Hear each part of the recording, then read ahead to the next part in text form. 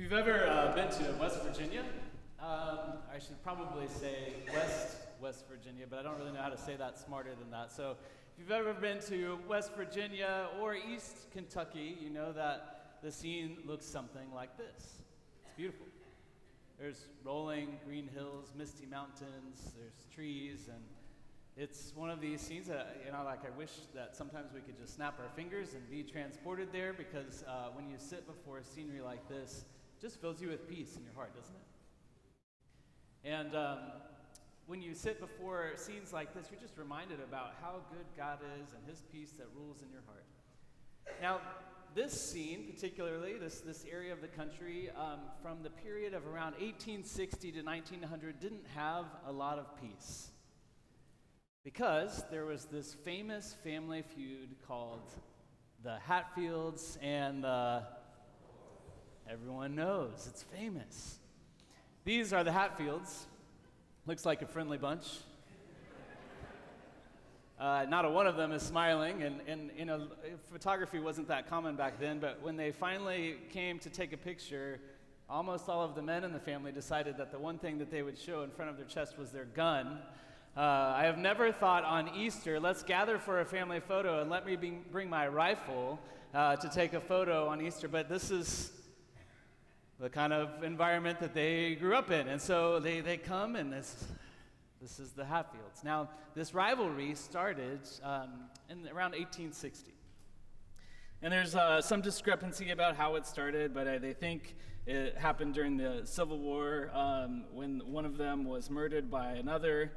Then in 1878, it really escalated because of a pig. That's right, a pig. It's said that Randolph McCoy accused Floyd Hatfield of theft, and so because of this went to court. Because, pigs were not just currency, they were part of your family in this time, in this era, and so they go to court, and guess who is the judge? A relative of the Hatfields. So then this judge rules in favor of the Hatfields. They said this pig belongs to the Hatfields, and then what followed was just like a fuse of more and more anger and more hatred. In 1882, Ellison Hatfield is stabbed and shot by the McCoy brothers during an election day fight. Later that same year, in retaliation, the Hatfields execute 3 McCoy brothers without a trial. In 1888, on New Year's Day, the Hatfields raid the McCoy home, killing 2 children and burning the house, and it just continues on and on and on. And here's the haunting part about this. Children grew up hating children. Grandfathers told stories of betrayal and passed them down like their family heirlooms. And it became less about justice and what happened, and it became more of an identity. We're the Hatfields. We hate the McCoys.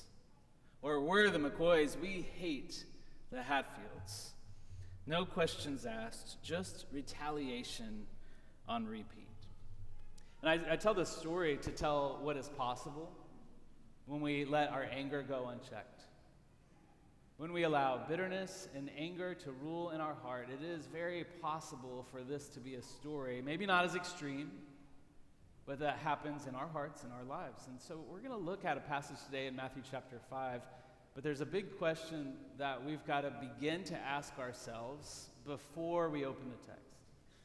And it's really the question that Jesus is asking to everyone who is there. What do you do? And I don't mean like you as in, I don't use this word very often, y'all. I mean you as in you. What do you do when people frustrate you? Because I know that people frustrate you. What do you do when people wrong you? What do you do when people insult you or overlook you or even hate you or become your enemy? How have you responded? And how do you think you would respond in the future were these things to happen today? And the truth is that how you respond reveals the kingdom that you're living for. How you respond to the way people treat you reveals the kingdom that you're living for. And so if we kind of back up and remember where we're coming from, we're looking at the Sermon on the Mount in this series, and it starts with the Beatitudes. Blessed are the poor in spirit. Blessed are those who are mourning, of those who hunger and thirst for righteousness. And if we remember that sermon, we remember that Jesus tells all of these things to open his kingdom wide to everyone, especially those who felt like they couldn't join his kingdom or felt like they couldn't ever get close to God in the Jewish way of doing things. And so all of a sudden, Jesus throws the kingdom doors wide open and say, blessed are everyone who couldn't get in, because now you can get in. And then he starts talking about salt and light. We've been talking about that over the last few weeks. And so he says that light is the kingdom reach. We need to spread this kingdom wide. And then he talks about salt as your distinctiveness. We need to flavor the worlds like my kingdom. And then, if you remember, we shared what was coming. And there are 6 things that Jesus says, I want you to be distinct in these 6 ways. The way that you deal with your anger and reconciliation, lust and purity, divorce and the way you handle your covenants or agreements, oaths and truthfulness, retaliation and mercy, and love for enemies. And so we're going to look at number 1 and number 5 and 6 a little bit today, if we get enough time.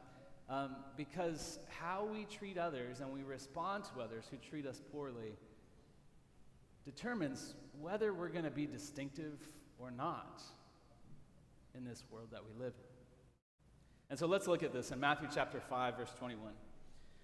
He starts and he says, you have heard that it was said to the people long ago, you shall not murder.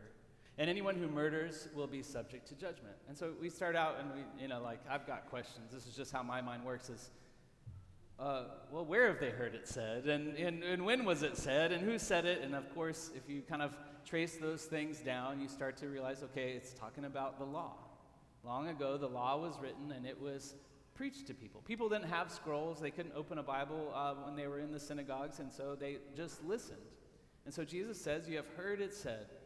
And what they've heard said is, you shall not murder. And we can actually go back and trace this. I like this about the Bible. It's like, okay, you've heard it said, and we can go in Exodus 20:13, and there it is. You shall not murder. You've heard, do not murder, and here it is. Here's the command. Simple, right? And then we get into this, and you've also heard that anyone who murders will be subject to judgment. Okay, well, where does it say that? If we look just one chapter past that command not to murder, we see what the punishment is for those who do murder.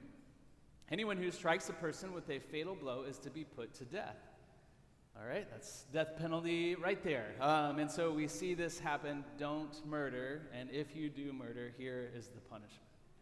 And so everyone who heard Jesus preaching and launching his new kingdom would have known this commandment. They would have heard it before. They would have known what the punishment is. And then Jesus does something shocking in verse 22. He says, but I tell you. Now think about this for a moment. There was nothing better than the law in the Jewish mindset. Of course, God, but the law came from God. And so they're thinking no one can ever speak on top of the law and supersede the law. Jesus, just in the verses previous, says, don't think that I've come to abolish the law, but to fulfill the law. And then he goes, here's what the law says, but I tell you something more. Now, this would have bothered and agitated everyone who was there. But what Jesus is doing is saying, let me teach you how to get further in my Father's kingdom. The law was a good start, but I want you to know more about how to get further and deeper into my Father's kingdom. So it says, I tell you that anyone who is angry with a brother or sister will be subject to judgment.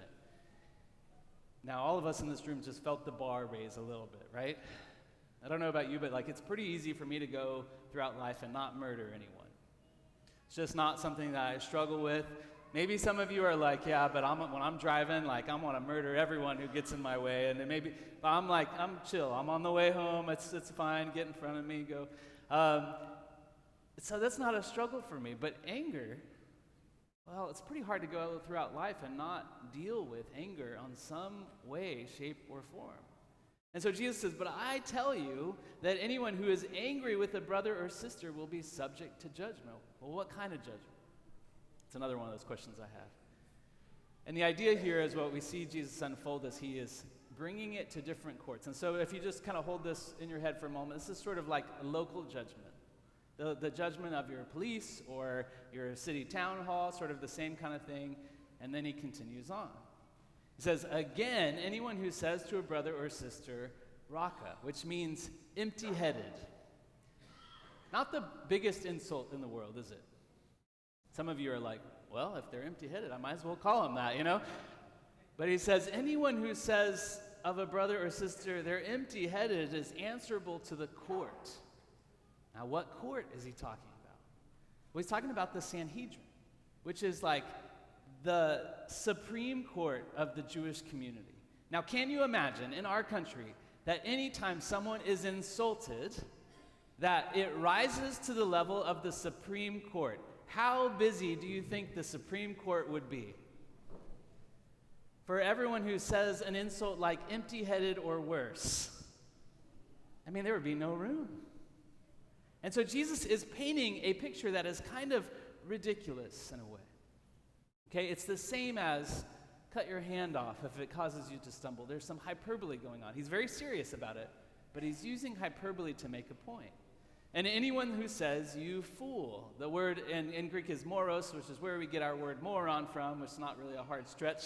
And he says, anyone who calls someone a moron would be in danger of the fires of hell. How many of you just questioned your salvation a little bit here this morning?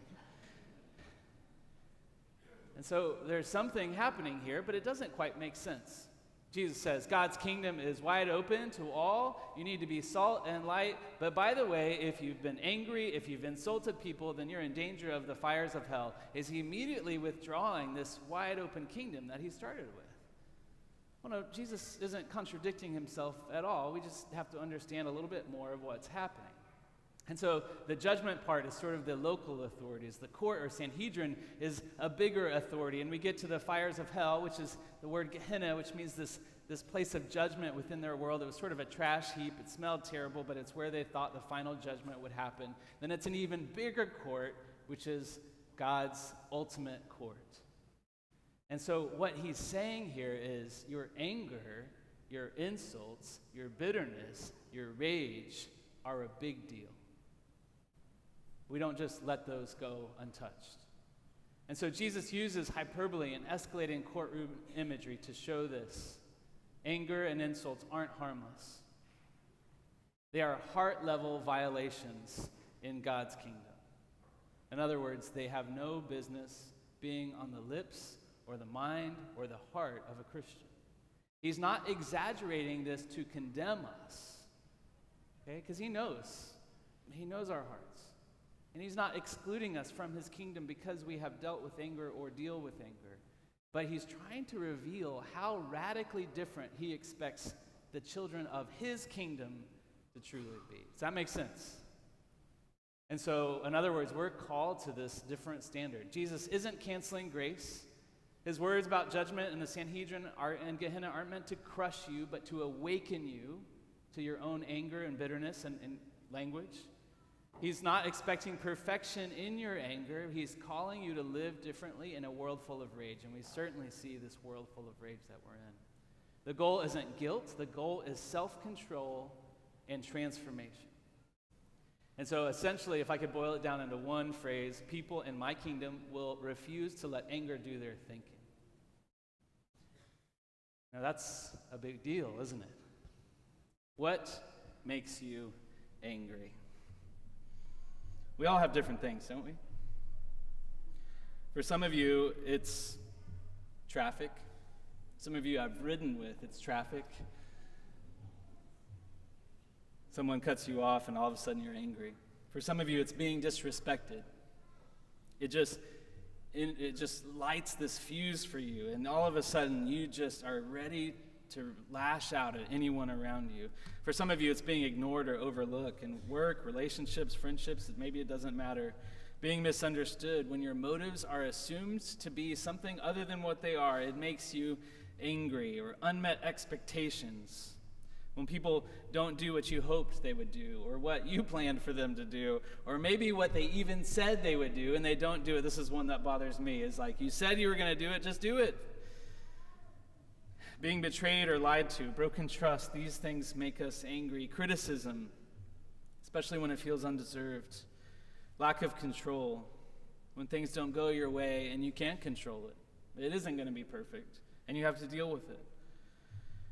Maybe someone else's success or their blessing that God has given them when you're struggling, and you watch them feel like they have success, and it just fuels within you this anger that just rises to the surface. Now, there's a good chance that something on that list was relatable. There are a few things that get me upset. One of them is when people don't do what they say they're going to do. Another one of them is when people make unwise choices. It's like watching a movie, when the person does the very dangerous thing that they're not supposed to. And you're like, don't go in the room, that's where the criminal is. Like, it's just hard for me to watch, and it just upsets me to watch unwise choices being made. And so we all have our things. But how do we deal with those things? And can we deal with it in a way that God's kingdom asks us to deal with it? So Jesus doesn't want you to just manage what comes out of you. He wants to transform what's within you. And so I want to do a little bit of an illustration here. Now, I really didn't think about the way that this would look, but I have 4 glasses up here with liquid in it. And I thought, let me get some short glasses up here and let me fill them with these kinds of liquid. But then I didn't realize that they were just going to look like shot glasses up here. So here we go. And it's a light brown colored liquid. But no, we're not doing shots today. I'm going to ask Riker to come and join me for this illustration. And so I have these 2 liquids up here. I won't tell you what they are. You come on up. I'm going to let Riker tell you what they taste like. All right? So he doesn't know what these are. And so I want you to drink this one first and just describe, like a food critic, what you taste and what kind of flavors, are on your palate. Like, it seems like a good word. All right.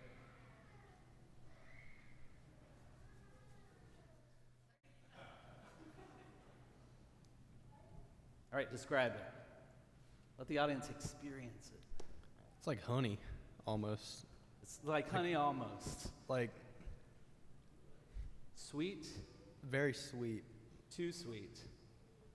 Yeah, it's almost like off-putting how sweet it is. Well, that ruins my analogy, so let's just pretend that it's sweet in the best possible way.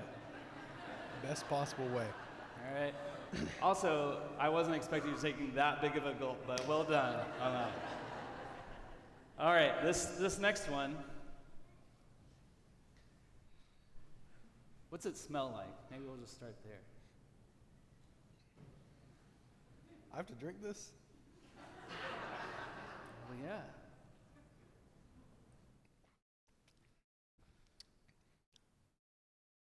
What is this? This is apple cider vinegar. All right, if you had to choose to drink just one of these for the rest of the day, that's all you could drink, which one would you choose? Again, pretending that this is really sweet and good. Gosh. Probably water.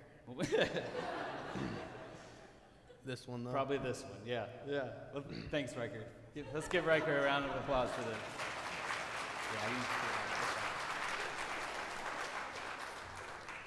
All right, so I wanted you to just know what these taste like. So now that you know that this is vinegar, this is what sometimes lives inside of us. Bitterness, anger, rage, just not being content and happy. And so this sometimes lives within us. And so what God did in the Old Testament is he said, here's what I want you to do. Life is going to bump into you. And I don't want your anger to spill out to the point that you kill someone. Okay? That's the law. I don't want your anger to spill out to the point that you hurt someone. And so we know how life is it just comes and it bumps us. And we start spilling. And what spills out, vinegar stinks, right? And everything that bumps us, if we're filled with vinegar, if we're filled with hatred and anger, it begins to spill out on those around us. And so we create a culture everywhere we go. And if your family is one where everybody is filled with vinegar, just what happens? Everywhere there go, there's bitterness and rage, and it just continues to swell and grow all around you. And sometimes we even see this in the church. We encounter church cultures where there's it's not right. There's not love, there's not grace, there's not forgiveness, there's a lot of judgment. And so as we see this vinegar coming out, but it's all they had. And right now, since I've spilled some up here, it stinks. It smells like vinegar. And so, but for the law, that's all you could do. Keep it in. Keep the vinegar in. Keep the anger in. Keep the bitterness in. Don't let it explode. That's all you could hope for. Now, after the law, Jesus brings something different. And what he's saying in this passage that we've just read is, I want what exists inside of you to not be vinegar. And you're like, okay, how do I do that? Well, we'll talk about that in a second. But what happens when life hits you? What happens when people insult you? Well, life is always going to hit you. It's always going to knock into you. And so if life keeps hitting us over and over, hopefully I don't break these glasses and Allison will be upset with me, but the sweetness of Christ that lives within us will begin to spill over. It begins to drip over into the life of other people. And especially when life hits us hard, and then we respond with something sweet or kind or beautiful or patient or loving, then all of a sudden everybody is going to be like, how did you do that? How did you do that? And so the idea behind the Old Testament is don't spill the bitterness that is inside of you to the point that you kill someone. The idea of what Jesus is saying, but I say to you, don't be angry. Don't be filled with vinegar. Don't be filled with hatred. Don't be filled with anger. Don't be filled with rage. Instead, fill yourself with my example and God's Holy Spirit and the love that God has poured out there. And so when we read the rest of these, it begins to make more sense of what's happening. He said in Matthew 5:25, settle matters quickly with your adversary who is taking you to court. Do it while you are still together on the way. Your adversary may hand you over to the judge, and the judge may hand you over to the officer, and you may be thrown in prison. Truly, I tell you, you will not get out until you have paid the last penny. And so he's describing, okay, there's a lawsuit. There's a disagreement between you and a brother while you're on the way to court. What should exist inside your heart? Not vinegar. Have you ever been so mad at someone and had such a disagreement you weren't willing to give an inch? Yes, you have. He's saying, don't do that. That's being filled with vinegar. He said, instead, be filled with the sweetness of Christ so that while you're on the way, your disposition is that of sweetness, kindness, gentleness, patience. And then you'll settle it on the way, and guess what? My people won't spend all of their time in prison and in court. Instead, they'll be living out their purpose, which is far better. People filled with vinegar fight to win. People filled with God's sweetness seek peace while there is still time. That's the principle here. That's the way we are to live this out. We look at Matthew 5:38 through 42. One of the most difficult verses for people to read and accept, but hopefully it makes more sense now. You have heard that it was said, an eye for an eye, and tooth for a tooth. But I tell you, do not resist an evil person. If anyone slaps you on the right cheek, turn to them the other cheek also. And if anyone wants to sue you and take your shirt, hand over your coat as well. If anyone forces you to go 1 mile, go with them 2 miles. Give to the one who asks you, and do not turn away from the one who wants to borrow from you. And so we see these verses, and like I've said this before, but I used to teach this to teenagers, and teenagers they don't have like the adult filter on them yet. And they would just say, I'm not doing that. But you never get an adult Bible class. I wish we were, adults, let's be more honest in Bible class, because sometimes we feel that I'm not doing that. Somebody slaps me, I'm going to. But how can this be what Jesus is teaching? We see the eye for an eye mentality. If you kill someone, then you're going to lose your life. And Jesus is saying, but I tell you something different. You're to be filled with such sweetness inside of you that if someone slaps you on the right cheek, you are not retaliating. That's the idea. The idea is, I'm not offended Vinegar doesn't come out. Bitterness doesn't come out. Rage doesn't come out. You don't have to let people walk all over you, but it is not a vengeance, eye for an eye mentality. And so this is so important. And he says, if anyone wants to sue you and take your shirt, okay, they're taking you to court over a shirt. How ridiculous is this? Like, Goodwill's right around the corner. Just get a shirt. But they're taking you to court for a shirt. He said, give them more. What does that have to have inside of you for that to happen? Well, it has to be good and kind and sweet for this to work. And again, if someone forces you to go 1 mile, the idea behind this is a Roman soldier. They could force you to carry their pack for 1 mile. What he's saying is, don't have a scowl on your face while you carry this pack for this Roman soldier who is oppressing your people. Instead, carry the sweetness of Christ and be gentle and kind to this Roman soldier while you carry his pack for 2 miles. And in his mind, he's going to be like, who is this person that goes more than one? Who is this person that does more than what is required of them? And so the whole idea in God's kingdom, love doesn't stop at fairness. It goes further, offers more, and lays itself down in ways that are surprising and completely unexpected. It's just amazing to watch. And in verse 43 through 45, we see one more example. You have heard that it said, love your neighbor and hate your enemy. Have you heard that? It's sort of the common thing. But I tell you, love your enemies and pray for those who persecute you, that you may be children of your Father in heaven. This is how my children act. This is how my kingdom is going to act, how the sons and daughters of my kingdom will participate in the world and be distinct among all of the other nations. He causes his sun to rise on the evil and the good, and sends his rain on the righteous and the unrighteous. And so the question everyone has at this point is, how do I do this? Some of you know that there is vinegar in your soul. You know that you just feel like you're living on the edge, where it's like, okay, I just snap too quickly. I'm just angry at people. I'm just not living the way that I want to live. I don't want to live with this anger or bitterness inside of me, and then I get it. I've explained many times before that my tongue was always quicker than my brain, and so that's a dangerous combination sometimes. And so when people would insult me, man, I could, without even thinking or using a brain cell, my tongue would win. What a terrible thing. And so how did I get through that? How do you get over that?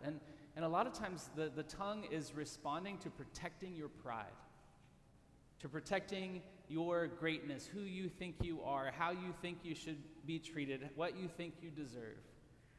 And then you start to really understand who Jesus is and what he came to do, and you realize he is the Son of God and did not think like that. And so in the garden, he prays. What does he pray? Father, if it is possible, let this cup pass from me. Let what cup? The cup of bitterness, the cup of God's judgment, the sin of my people. If it is possible, don't make me drink this vinegar that I am now having to drink. And then he says, not my will, but yours be done. In other words, God, your mission, what you want, is far more important than what I want. I realized I don't need to defend myself. I just don't. Sometimes people have misunderstood things that I've done. It's really hard. But I don't need to go and defend myself. Sometimes people have been angry at me, made up lies about me, tried to get me fired. Yes, it happens even in church. And you know what I found is that the best thing that I can do is just be filled with Christ's example and the Holy Spirit and the sweetness that comes from God, and not worry about what's happening around me. And just say, okay, like this is what belongs inside of me. His goodness, his kindness, his love, his mercy.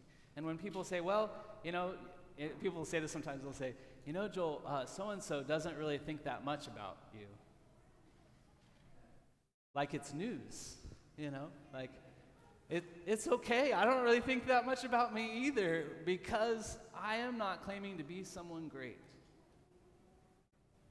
But I do serve a Savior who is great because he humbled himself and became obedient to death, even death on a cross. And he drank the vinegar so that we could live with the sweetness of Christ in our lives. So this is how we get rid of this.